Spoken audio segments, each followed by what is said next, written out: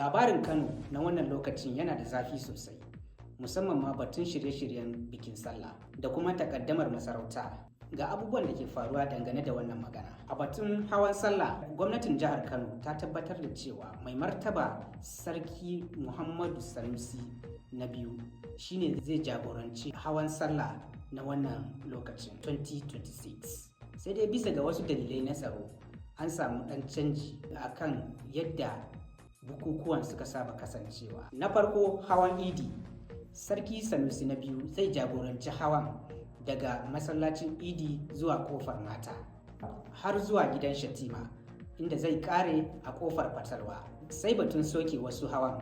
Gwamnati ta dakatar da hawan daushe, hawan ɗorayi da hawan fanisau na wannan karon don tabbatar da tsaron rayuka da dukiyoyi.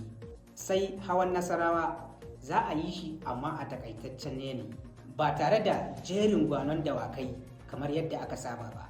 Halin da ake ciki a masarautar, har yanzu akwai maganganu daban-daban dangane da takaddamar masarautar tsakanin magoya bayan Sarki Sanusi na biyu da kuma na tsohon Sarki Aminu Ado Bayero.